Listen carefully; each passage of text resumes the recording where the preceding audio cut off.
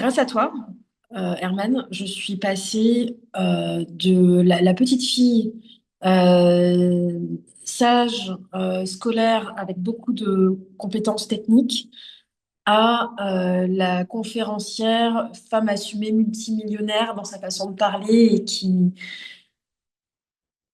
parle vrai. Ce que tu fais dans la vie. Oui. Dans la vie, donc en tant que dentiste, tu veux dire, ou à côté? Oui, d'accord. Ok.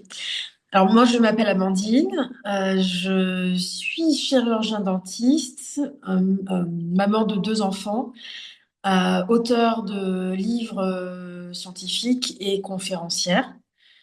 Je viens de la Martinique.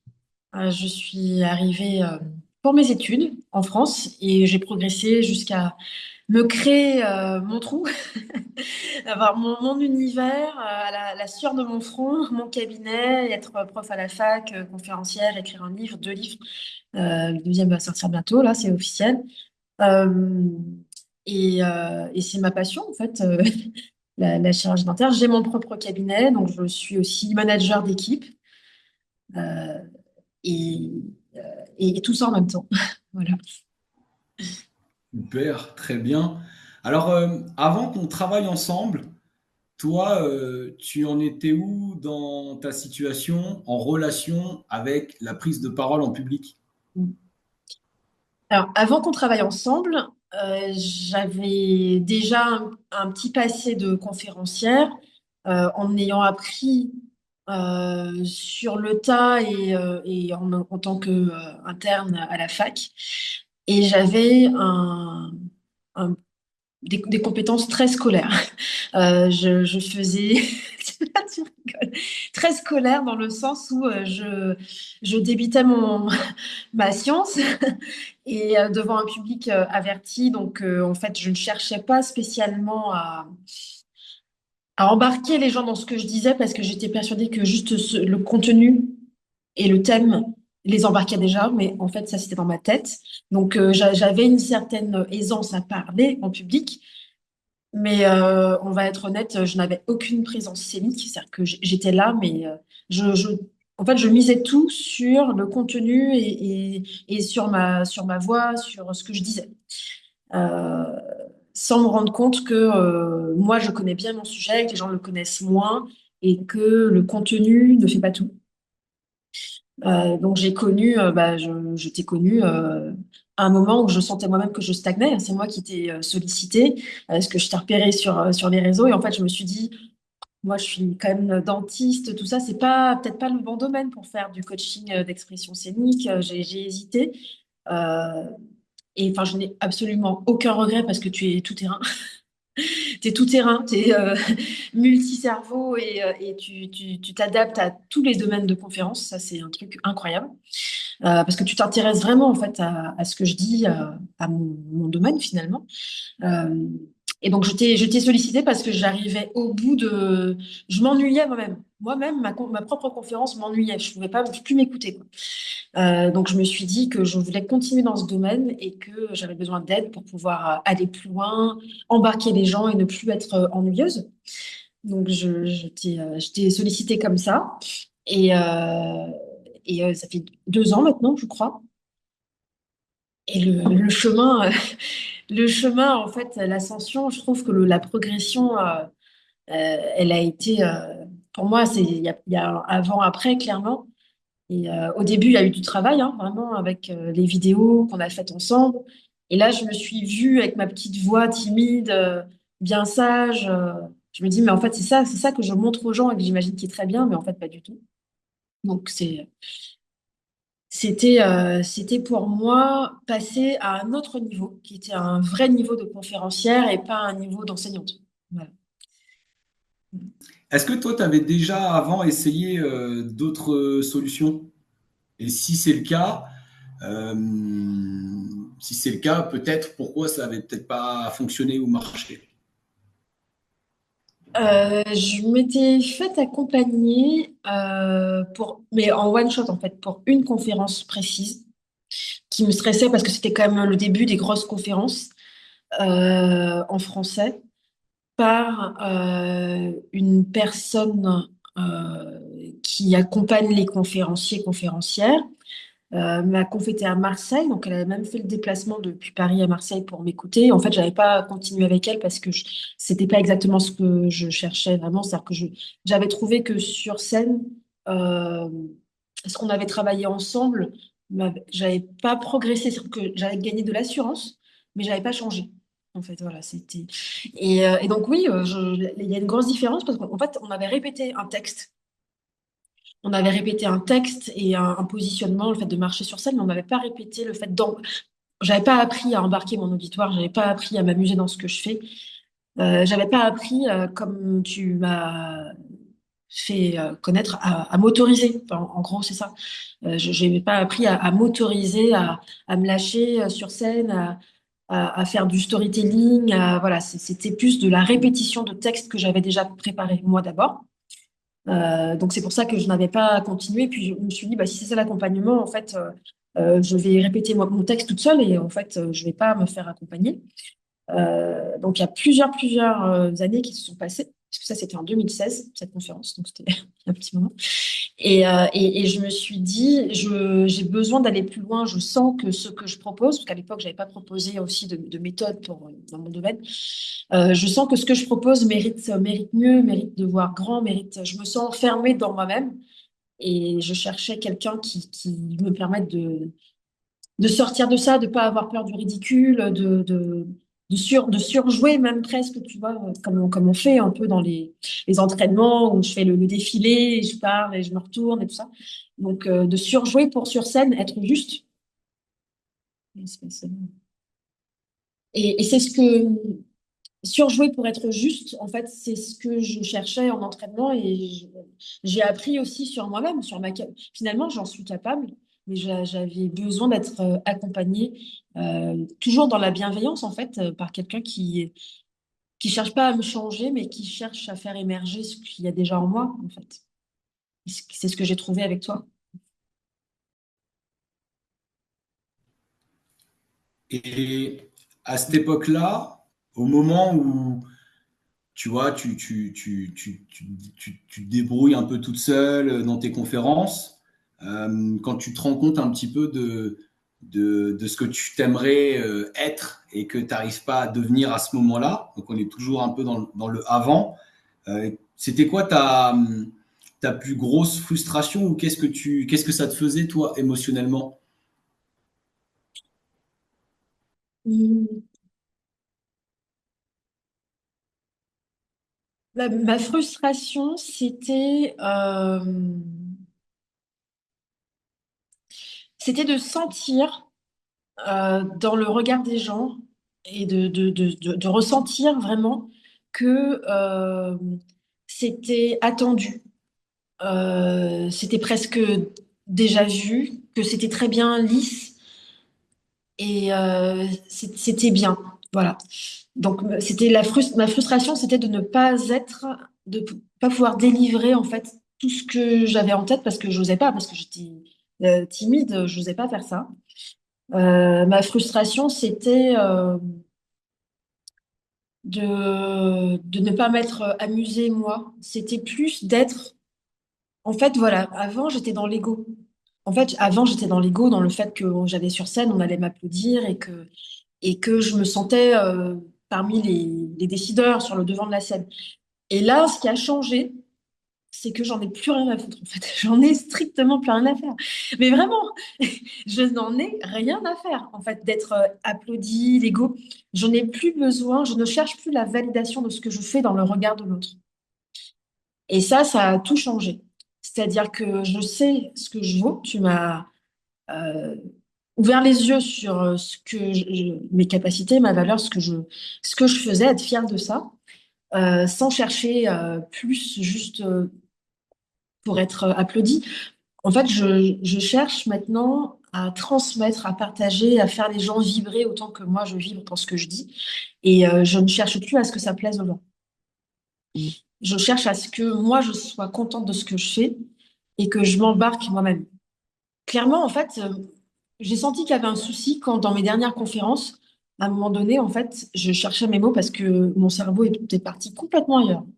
C'était genre, j'étais en train de penser à un patient que j'avais vu la veille. J'étais plus dans ma conférence parce que j'avais l'impression de débiter un truc et que moi-même, je m'ennuyais. Donc, mon cerveau, il était parti ailleurs. Ça... Donc, j'arrivais plus à être dedans, en fait. C'était comme pas un burn-out des conférences, mais j'étais, la seule motivation que j'avais, c'était le shoot d'adrénaline que j'avais pour flatter mon ego quand j'y étais. Mais ça durait 30 secondes et puis après, en fait, ça retombait. Il y a une espèce de mal-être qui fait que ben voilà, j'ai travaillé tout ça pour ça et en fait, je suis un peu déçue. C'est une drogue, hein, tu sais, t'attends la prochaine sollicitation pour retrouver ce shoot d'adrénaline. Sauf que maintenant, moi, j'ai toujours le shoot d'adrénaline, mais c'est vraiment, c'est même pas pour, c'est le shoot de plaisir en fait que je prends et que je peux donner aux gens. Donc, avant, c'est ça qui me frustrait, c'était le fait de sentir que j'étais enfermée dans ce que je savais faire, que je n'arrivais pas à faire autre chose que ce qu'on attendait de moi. Et là, je m'amuse à chaque conférence, en fait, à être là où on ne m'attend pas, à faire des choses complètement décalées, à descendre dans le public, à interroger les gens. Voilà. Dans un truc scientifique où ça ne se fait pas du tout, hein. Donc, euh, donc c'est là la dernière conférence que j'ai en tête, c'était qu'on avait préparé ensemble, c'était à Lisbonne en janvier 2025 ou février, je sais plus. Et je suis descendue dans le public à un moment parce que j'ai fait un quiz. Et donc j'avais travaillé ça. Au début, je me suis même autorisée à faire l'introduction de ma conférence en portugais, en phonétique. Donc c'est des choses en fait où je gagne de l'assurance. Et donc à faire le show, en fait. Vraiment, c'est ça. À faire le show, alors que je suis carrément pas de base une showgirl, hein. Donc, j'ai découvert ça en moi. J'ai découvert surtout que j'aimais ça. Donc, il y a encore du boulot parce que vu que c'est pas ma nature, bah, j'ai besoin de travailler pour pouvoir dépasser ma timidité. Enfin, mais en travaillant avec les exercices qu'on fait, et puis maintenant que tu me connais mieux, bah, on peut aller encore plus loin, quoi. On peut aller chercher les gens parce que toutes les clés qu'on apprend ensemble, donc j'ai découvert aussi qu'il y avait des codes pour les conférences, pour faire l'introduction, pour faire l'accroche, pour plein de trucs, euh, pour aller chercher les gens. Bah ça, ça s'apprend. Avant de faire le show, il faut quand même apprendre les bases. Donc tout ça, on l'a appris au fur et à mesure, hein. J'étais frustrée avant et maintenant je suis plus frustrée. Euh, presque, c'est presque dangereux parce que les conférences où j'ai les nouveaux thèmes où j'ai du mal à réfléchir, ben en fait je fais appel à toi parce que je sais que comme tu dis si bien, on va brouillonner.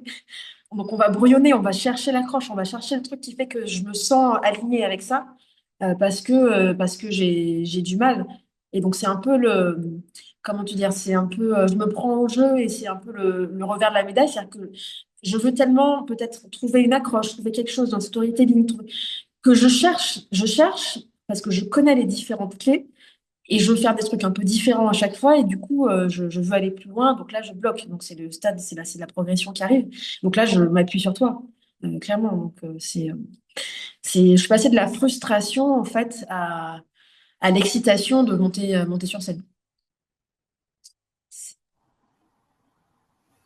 Trop bien, super. Euh, Comment s'est passée la collaboration au début? Honnêtement, la collaboration au début, très pro, vraiment. Ce que j'ai aimé en fait, c'est que on n'a pas fait tout de suite de la conférence. Tu vois, je venais pour apprendre. J'avais pas, si j'avais une conférence, c'était Stockholm, je crois, je sais plus, j'avais une conférence. Ouais, c'est ça. Ben, on s'est pas jeté tout de suite dans la conférence. Grosse différence avec la personne qui, une fois, m'avait coaché, on était tout de suite direct répéter la conférence. Là, en fait, on a fait tout autre chose. Donc, j'ai trouvé ça très pro et très, euh, en fait, découvrir que pour être bon, il n'y a pas d'improvisation. Tu peux improviser quand tu connais les codes. Et donc, c'était apprendre l'alphabet de l'expression scénique et de la conférence. C'est Donc ça allait de connaître. Donc j'avais mon petit cahier, hein, Herman Coaching que j'ai toujours.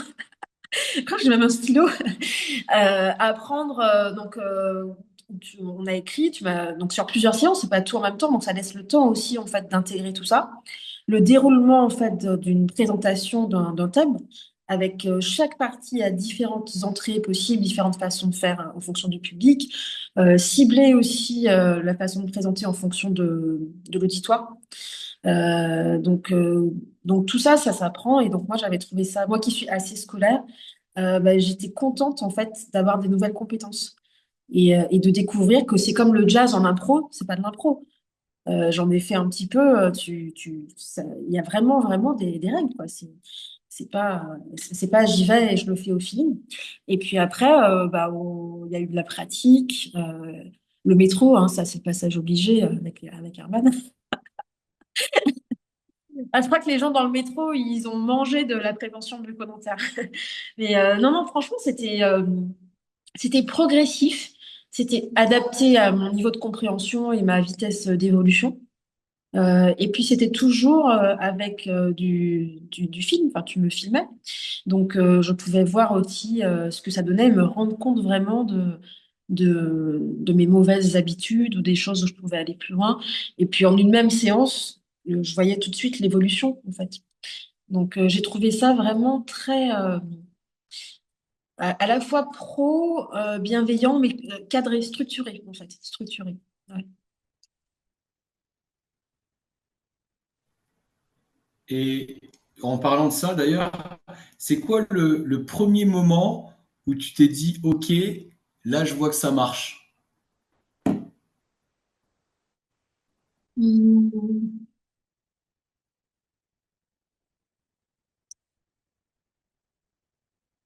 C'est quand la première fois, mais vraiment pour la première fois, euh, on m'a dit, et c'était un compliment, donc c'était la conférence en anglais à Stockholm. Après, on m'a dit, euh, on- alors je sais plus comment c'était tourné. En gros, c'était la conférencière était mieux que le support, que le PowerPoint. Presque mon support, moi je misais, avant je misais tout sur le support, le PowerPoint. Là, j'avais quand même bien travaillé mon truc et on m'a presque dit que c'était merdique par rapport à mon niveau d'expression scénique. En gros, on m'a dit, mais je sais plus, je m'en souviens même plus la formulation parce que c'était en anglais. C'était quand on m'a fait le compliment d'une présence scénique incroyable. Et ça a été à chaque conférence.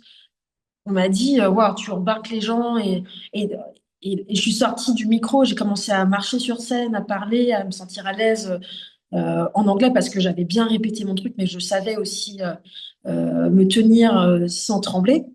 Et ça, en fait, pour moi, c'était un compliment. Donc, quand on m'a dit quelle présence scénique et que la conférence, presque, on n'avait pas besoin de regarder l'écran pour être captivé. Enfin, pour moi, ça, c'était. Là, je me suis dit, il y a une vraie progression. Parce que avant, on me disait, bah, c'est une belle présentation, j'ai bien aimé ta mise en page. Enfin, et en fait, quand les gens disent ça, c'est que ils n'ont pas été hyper embarqués, en fait. Donc c'était ça pour moi le signe de progression. C'était les remarques sur la présence scénique, chose qu'on m'avait jamais dit avant. Et c'était le plaisir que je prenais en fait à marquer des temps de pause, à me retourner, à regarder les gens, à faire des gestes pour les embarquer. Enfin, tout ça en fait, c'était pas, je me sentais pas en train de surjouer, de pas être à ma place. Je me sentais pas en fait en décalage. Tu sens souvent quand les gens ils font un truc qui est en dehors de leur zone de confort, mais qui est pas eux-mêmes. Et ben en fait là pas du tout. Donc là je me suis dit ouais il y a une vraie progression parce que presque là pour le coup j'improvise, c'est-à-dire que je vais chercher des outils que j'ai appris et qu'on n'a pas forcément répété. Donc sur cette conférence-là. Donc c'est là que j'ai vu la progression.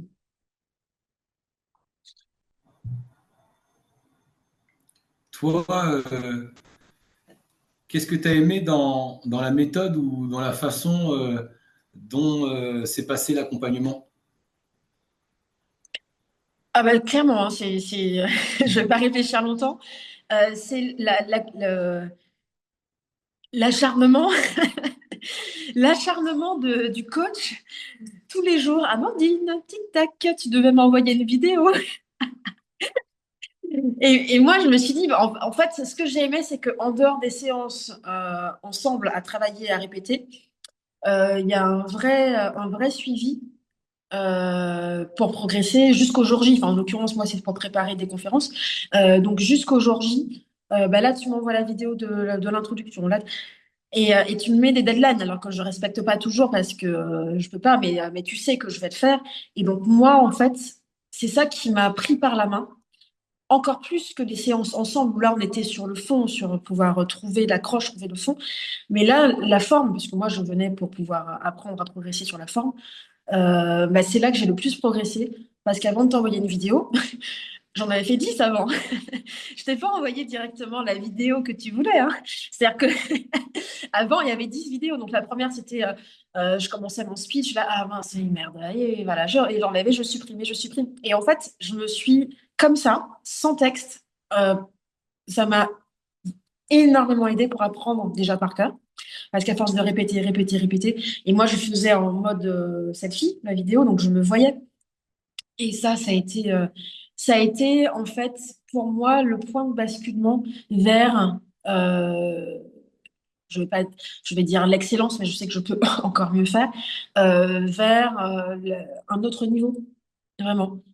Et en fait, à partir d'un certain niveau, quand on a des capacités, je trouve que si on se repose dessus, on progresse pas. C'est comme les gens qui ont un don, s'ils travaillent pas, ils progressent pas. Et le fait de répéter, répéter, répéter, ça m'a fait avancer d'un bond. Et ce que j'ai le plus aimé, c'est ça, c'est le fait que tu lâches rien jusqu'à la dernière minute. En fait, tu me corriges, tu me dis, bon, non, ben, là, ça, je l'aurais fait comme ça c'est trop long, ça, tu vois, t'embarques pas les gens. Enfin, et puis le jour J, bah, la musique, toi, tu m'envoies des musiques, tu m'envoies des choses pour me mettre dans la bonne vibe, dans l'énergie, euh, dans, dans le fait de lâcher, du coup, de m'autoriser à lâcher. C'est bon, le texte, je connais mon truc. Et là, on jouait plus sur le mindset. On jouait vraiment sur le mindset, sur t'es dedans, tu sais, tu connais ton truc, fais-toi plaisir. Tu vas assurer, enfin, c'est vraiment le mindset qui t'a lâché, en fait, la conférence elle-même et me mettre dans les conditions des séances qu'on fait ensemble où je fais la conf sur la musique. Donc, ce qui m'oblige à parler fort et à mettre de l'intention. Donc, ça, en fait, je l'avais en tête, cette musique. Donc, j'imaginais que je parlais, surtout au début, pour commencer, pour amorcer la conférence, que je parlais sur cette musique. Et donc, que j'étais inspirée, en fait. C'est cette façon de me donner de l'inspiration comme ça d'un coup avant de monter sur scène. Donc, ça, c'est vraiment ce que j'ai apprécié en plus de l'apprentissage pendant les séances.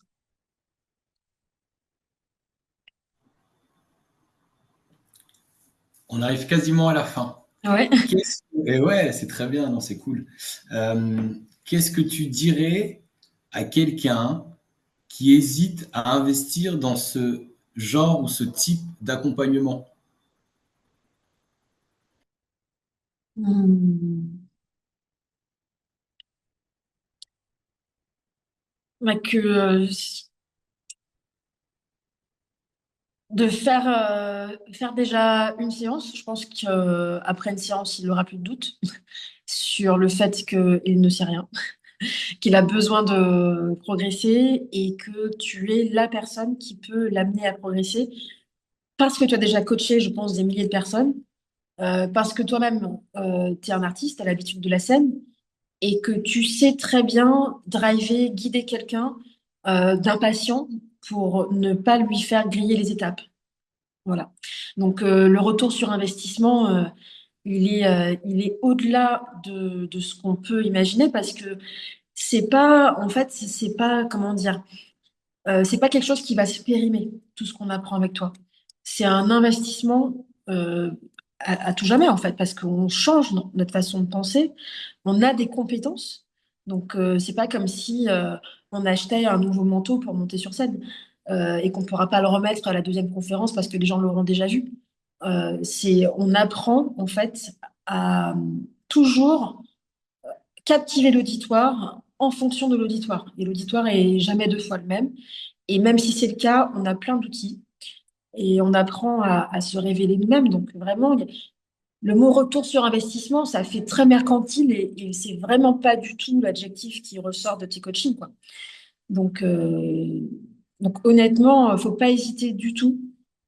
Si c'est quelqu'un qui a un vrai projet, qui a vraiment envie de progresser, qui est coachable, entre guillemets, dans le sens où c'est quelqu'un qui a qui n'a pas de certitude sur ce qu'il sait, ce qu'il vaut et qui pense qu'il a rien à apprendre. Alors lui, c'est même pas la peine, je pense qu'il peut passer son chemin parce qu'il sera forcément déçu, mais pas avec toi, hein, avec tout le monde en fait.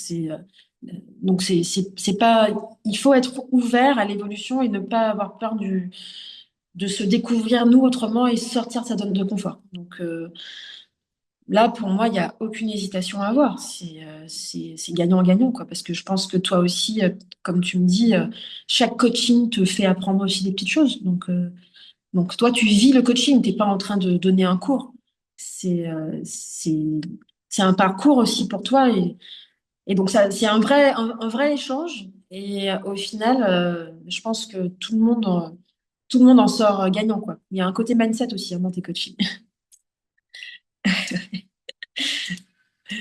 Ouais. C'est de l'inspiration. C'est de l'inspiration et en fait, tu nous propulses, c'est ça. Tu sais, tu nous mets comme les Lilliputiens, les minuscules que tu mets sur une main, les coccinelles, tu sais, tu la pousses pour s'envoler, tu vois. Et nous, on se pose sur ta main comme ça et hop, tu nous pousses pour nous envoler. Et après, c'est à nous de voler plus haut. Mais c'est pas quantifiable.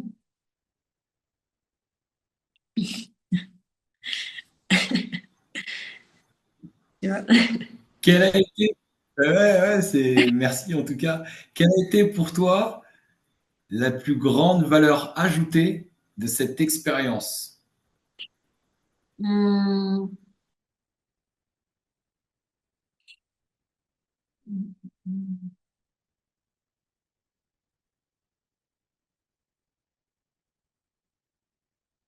Bah déjà, de un, c'est d'avoir fait ta rencontre. Parce que franchement, il n'y en a pas deux, quoi, des Herman.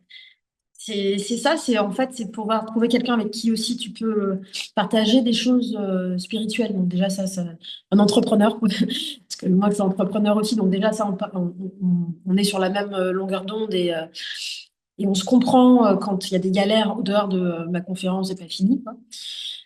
La valeur ajoutée, euh, je cherche un mot, mais le mot ne me vient pas comme ça.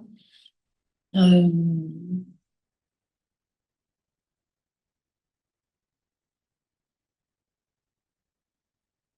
hmm, en fait, il y en a. La valeur ajoutée, en fait, ouais, c'est le soutien permanent. Enfin, c'est le soutien permanent. C'est le fait de trouver comme sur le chemin de Saint-Jacques-de-Compostelle, un compagnon de route, tu vois.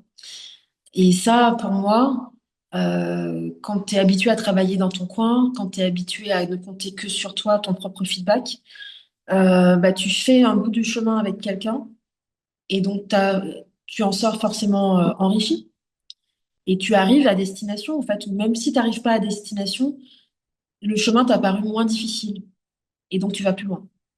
Ouais, c'est ça. Voilà, voilà. Dernière question. Si tu devais résumer ton évolution en une phrase, ce serait quoi? Je te challenge un peu. Mon évolution en une phrase. Euh, hmm,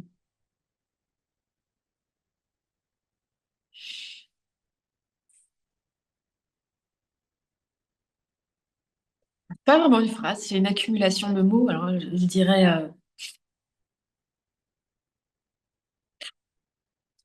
timidité, rencontre, métro, vidéo, entraînement, appel, bachotage, vidéo, brouillonnage, conférence numéro 1, conférence numéro 2 et scène internationale. Je dirais ça comme ça. Honnêtement, en une phrase, euh, je dirais grâce à toi, Herman, je suis passée de la petite fille euh, sage, scolaire, avec beaucoup de compétences techniques, à la conférencière, femme assumée, multimillionnaire dans sa façon de parler et qui parle vrai. Voilà. Je trouve que je parle vrai parce que je ne surjoue pas, en fait. Et je n'en ai plus rien à faire du regard des autres, en fait. Mais vraiment. Et c'est pas de la défiance, c'est c'est de la maturité. J'ai gagné en maturité, j'ai gagné en acceptation de ma personnalité. C'est OK de pas être exubérant et un showman, on peut y arriver. Et le charisme ne se définit pas par le fait d'être extraverti. C'est donc je pense que par juste ma présence et tout ce que tu m'as appris, je suis passée en fait de dans panel de conférenciers à conférence inattendue, attendue. Voilà. Les gens attendent ce qui va se passer parce que ça fait deux, trois fois maintenant qu'ils sentent que c'est toujours un peu différent et c'est toujours outsider, en fait, c'est toujours hors du classicisme qu'on voit toujours dans ces domaines scientifiques pour ma part. Et je suis passée, en fait, ce que je vois dans le regard des gens, c'est comme quand ils vont voir un spectacle. C'est-à-dire que les gens, presque, je pourrais tenter la prochaine fois, j'amène du popcorn, tu vois, et je leur donne. Je suis passée de on me regarde, on m'écoute les bras croisés comme ça, à on m'écoute en mode cinéma. Et ça, j'adore parce que je sens que j'apporte du bien-être aux gens et je leur apporte de la distraction dont ils ont besoin, tout en faisant passer des sujets un peu plus sérieux. Donc, voilà, ça fait une longue, longue phrase, alors il faut que je résume tout ça. Je ne sais pas comment je vais faire, parce que tu ne te définis pas en une phrase. C'est un livre, un chapitre. On passe, en fait, c'est les montagnes russes émotionnelles. Le métro, c'était déjà fort. Après, se voir en vidéo, c'est aussi fort. Après, se poser, apprendre les bases, c'est aussi quelque chose d'important parce qu'il faut qu'on comprenne que, il y a des codes. Enfin, c'est vraiment un parcours d'apprentissage qui est à la fois technique et émotionnel.